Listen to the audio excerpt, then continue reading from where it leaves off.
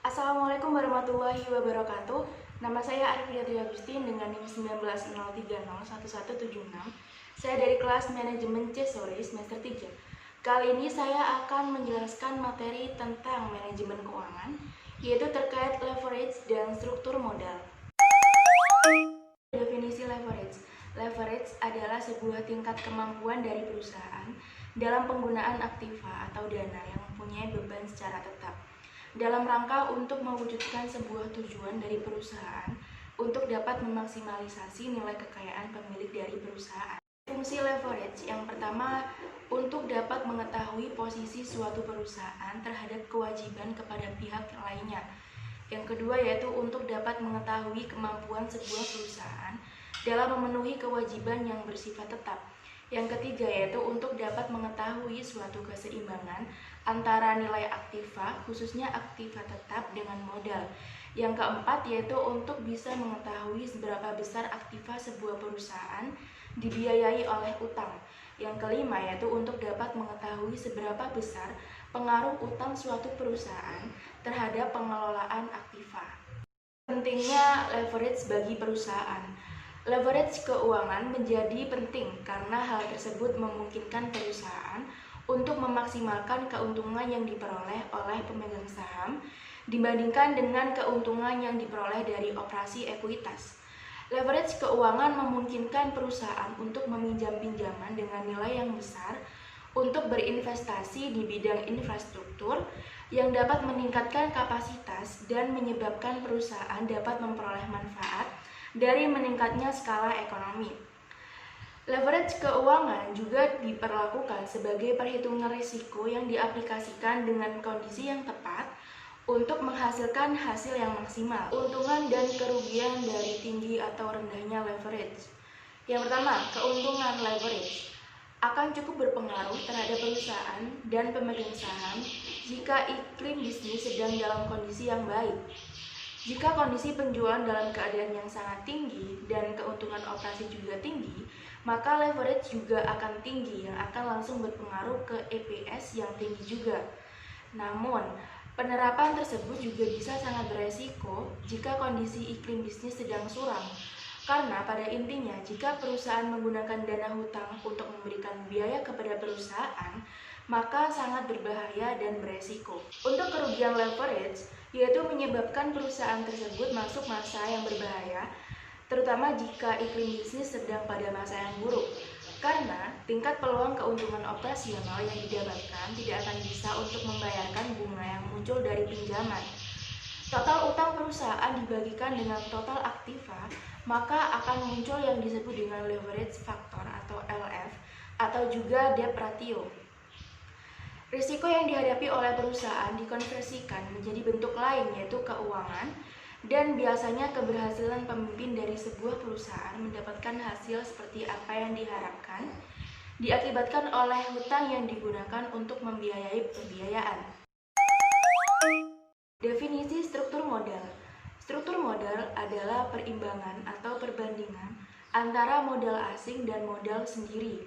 Modal asing diartikan dalam hal ini adalah hutang, baik dalam jangka panjang maupun dalam jangka pendek. Sedangkan modal sendiri bisa terbagi atas laba ditahan dan bisa juga dengan penyertaan kepemilikan perusahaan. Fungsi struktur modal.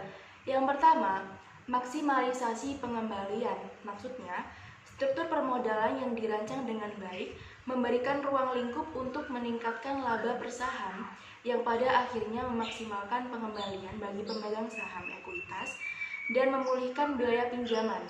Yang kedua yaitu fleksibilitas. Maksudnya adalah struktur modal yang benar juga memfasilitasi ekspansi atau kontraksi modal utang agar sesuai dengan strategi dan kondisi bisnis.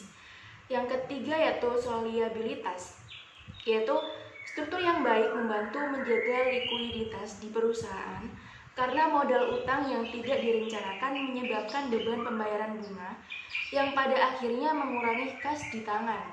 Yang keempat yaitu untuk meningkatkan nilai perusahaan secara keseluruhan.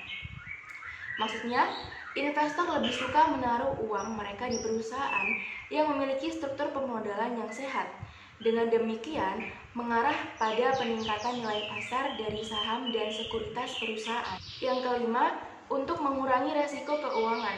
Maksudnya adalah menyeimbangkan proporsi hutang dan ekuitas dalam bisnis melalui struktur yang benar, membantu perusahaan bisnis dalam mengelola dan meminimalkan resiko. Yang keenam yaitu untuk meminimalkan biaya modal. Ini menyediakan untuk merencanakan modal hutang jangka panjang perusahaan secara strategis dan dengan demikian mengurangi biaya modal. Yang ketujuh, sebagai alat perencanaan pajak. Untuk perusahaan yang memilih dana utang, struktur permodalan yang baik memberi mereka pengurangan pajak manfaat dan tabungan, serta mengurangi biaya pinjaman. Yang kedelapan yaitu pemanfaatan dana yang optimal. Struktur modal yang terencana dengan baik, dirancang secara strategis dan tersusun secara sistematis, membantu perusahaan dalam menghasilkan output maksimum dari dana yang tersedia. Pentingnya struktur modal bagi perusahaan. Struktur modal penting karena struktur modal bisa mempengaruhi kondisi keuangan perusahaan, bisa mempengaruhi harga saham perusahaan, bahkan kelangsungan hidup perusahaan bisa diprediksi, serta resiko bisnisnya bisa dilihat. Yang pertama yaitu kondisi keuangan perusahaan. Kondisi keuangan perusahaan adalah yang paling berpengaruh terhadap perubahan yang terjadi pada struktur modal. Dengan cara bagaimanapun struktur modal tersebut berubah, dari mana perusahaan mendapatkan dana, akan membuat perusahaan memiliki dana yang cukup untuk membiayai kebutuhannya, baik kebutuhan operasional ataupun kebutuhan investasi. Kecuali jika struktur modal berubah karena ada pengalihan utang yang dikonversikan menjadi ekuitas. Kondisi keuangan perusahaan akan tetap, tetapi paling tidak beban atau kewajiban perusahaan akan menjadi lebih ringan. Yang kedua yaitu mempengaruhi harga saham.